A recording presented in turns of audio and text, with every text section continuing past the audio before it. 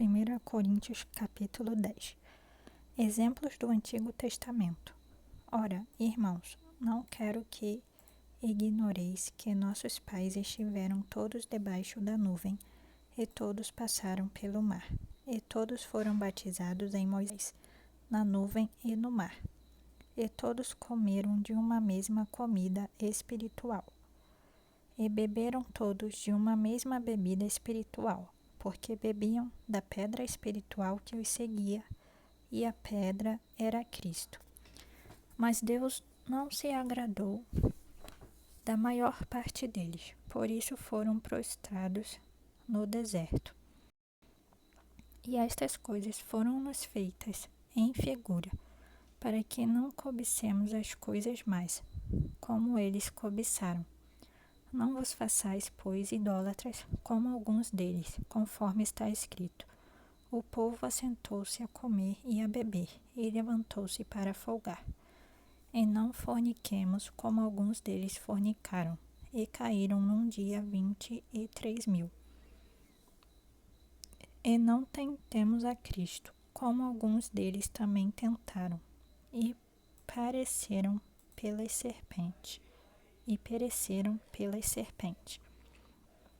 E não murmureis, como também alguns deles murmuraram e pereceram pelo destruidor. Ora, todas essas coisas lhes sobrevieram como figuras, e estão escritas para aviso nosso, para quem já são chegados os fins dos séculos.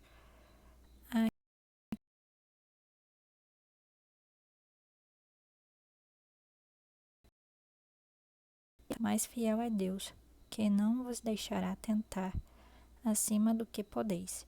Antes, com a tentação darás suportar.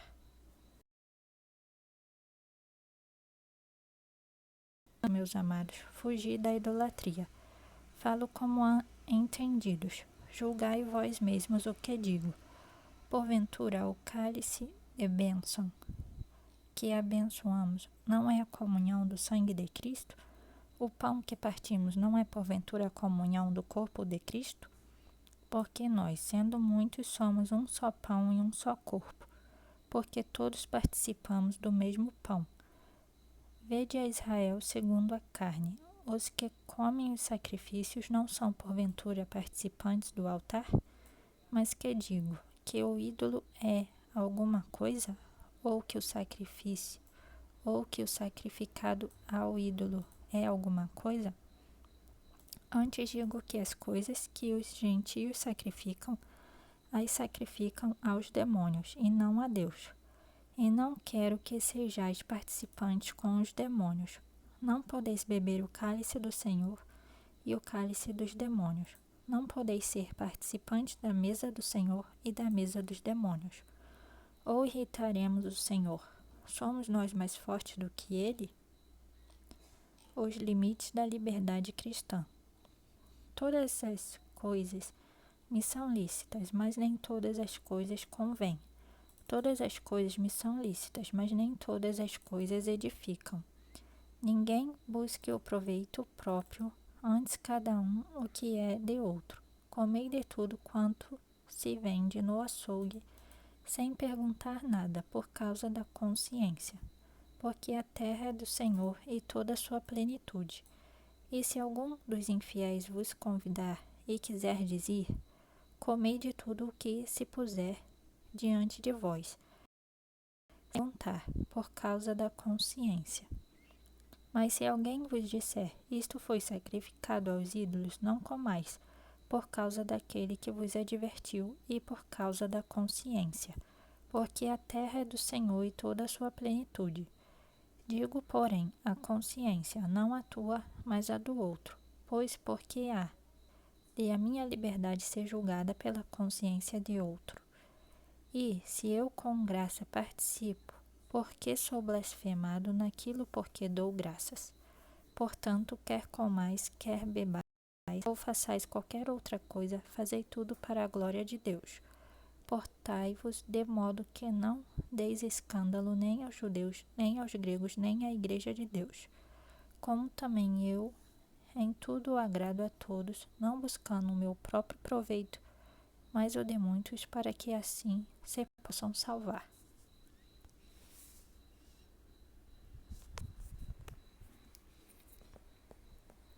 Capítulo 11. Sede meus imitadores, como também eu de Cristo. Reverência na adoração. E louvo-vos, irmãos, porque em tudo vos lembrais de mim, e retendes os preceitos como vô-los entreguei. Mas quero que saibais que Cristo é a cabeça de todo homem, e o homem a cabeça da mulher, e Deus a cabeça de Cristo. Todo homem que ora ou profetiza, tendo a cabeça coberta, desonra a sua própria cabeça.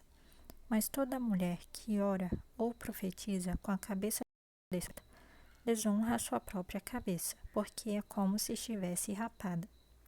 Portanto, se a mulher não se cobre com véu, tosquice também. Para a mulher é coisa indecente tosquiar-se ou rapar-se, que ponha o véu. O homem, pois, não deve cobrir a cabeça, porque é a imagem e glória de Deus, mas a mulher é a glória do homem, porque o homem não provém da mulher, mas a mulher do homem. Porque também o homem não foi criado por causa da mulher, mas a mulher por causa do homem. Portanto, a mulher deve ter sobre a cabeça sinal de poderio, por causa dos anjos. Todavia, nem o homem é sem a mulher, nem a mulher sem o homem no Senhor. Porque, como a mulher provém do homem, assim também o homem provém da mulher. Mas tudo vem de Deus. Julgai entre vós mesmos. É decente que a mulher ore a Deus descoberta? Ou não vos ensina a mesma natureza que é desonra para o homem ter cabelo crescido? Mas ter a mulher cabelo crescido lhe é honroso, porque o cabelo lhe foi dado em lugar de véu. Mas, se alguém quiser ser contencioso, nós não temos tal costume, nem as igrejas de Deus. A ceia deve expressar amor cristão. Nisto, porém, que vou dizer-vos, não vos louvo, porquanto vos ajuntais, não para melhor, senão para pior. Porque antes de tudo ouço que, quando vos ajuntais na igreja, há entre vós dissensões, e em parte o creio. E até importa que haja entre vós heresias, para que os que são sinceros se manifestem entre vós. De sorte que, quando vos ajuntais num lugar, não é para comer a ceia do Senhor. Porque, comendo, cada um toma antecipadamente a sua própria ceia, e assim um tem fome e outro embriaga-se. Não tendes, porventura, casas para comer e para beber? Ou desprezais a igreja de Deus e envergonhais os que nada têm? Que vos direi? Louvar-vos-ei? Nisto não vos louvo. Como celebrar a ceia do Senhor? Porque eu recebi do Senhor, e também vos ensinei.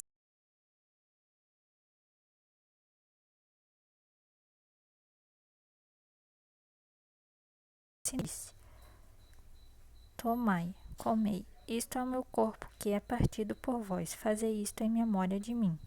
Semelhantemente também, depois de cear, tomou o cálice, dizendo: Este cálice é o novo testamento no meu sangue. Fazei isto todas as vezes que beberdes, em memória de mim.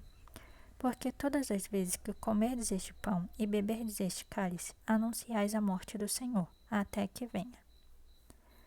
Portanto, qualquer que comer este pão ou beber o cálice do Senhor indignamente, será culpado do corpo e do sangue do Senhor. Examine-se, pois, o homem a si mesmo, e assim coma deste pão e beba deste cálice. Porque o que come e bebe indignamente, come e bebe para a sua própria condenação, não discernindo o corpo do Senhor. Por causa disto, há entre vós muitos fracos e doentes, e muitos que dormem. Porque, se nós nos julgássemos a nós mesmos, não seríamos julgados. Mas, quando somos julgados, somos repreendidos pelo Senhor, para não sermos condenados com o mundo. Portanto, meus irmãos, quando vos ajuntais para comer, esperai um pelos outros. Mas, se algum tiver fome, coma em casa, para que não vos ajunteis para juízo. Porquanto as demais coisas ordená-las-ei quando for. Capítulo 12. Quanto aos dons espirituais. Acerca dos dons espirituais, não quero, irmãos, que sejais ignorantes. Vós bem sabeis que éreis gentios, levados aos ídolos mudos, conforme éreis guiados. Portanto, vos quero fazer compreender que ninguém que fala pelo Espírito de Deus diz: Jesus é anátema, e ninguém pode dizer que Jesus é o Senhor, senão pelo Espírito Santo. Ora, há diversidade de dons, mas o Espírito é o mesmo. E há diversidade de ministérios, mas o Senhor é o mesmo. E há diversidade de operações, mas é o mesmo Deus que opera tudo em todos. Mas a manifestação do Espírito é dada a cada um, para o que for útil. Porque a um pelo Espírito é dada a palavra da sabedoria, e a outro pelo mesmo Espírito a palavra do conhecimento, e a outro pelo mesmo Espírito a fé, e a outro pelo mesmo Espírito os dons de curar, e a outro a operação de maravilhas, e a outro a profecia, e a outro o dom de discernir os espíritos, e a outro a variedade de línguas, e a outro a interpretação das línguas. Mas um só e o mesmo Espírito opera todas essas coisas, repartindo particularmente a cada um como quer.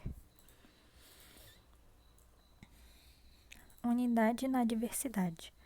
Porque assim como o corpo é um e tem muitos membros, e todos os membros deste um corpo, sendo muitos, não são um só corpo, assim é Cristo também.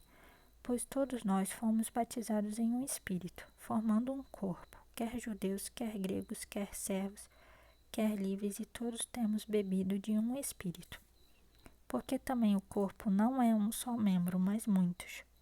Se o pé disser: por que não sou mão, não sou do corpo, não será por isso do corpo? E se a orelha disser: por que não sou olho, não sou do corpo, não será por isso do corpo? Se todo o corpo fosse olho, onde estaria o ouvido? Se todo fosse ouvido, onde estaria o olfato? Mas agora Deus colocou os membros no corpo, cada um deles como quis. E se todos fossem um só membro, onde estaria o corpo? Assim, pois, há muitos membros, mas um corpo. E o olho não pode dizer à mão: não tenho necessidade de ti, nem ainda a cabeça aos pés: não tenho necessidade de vós. Antes, os membros do corpo que parecem ser os mais fracos são muito mais necessários.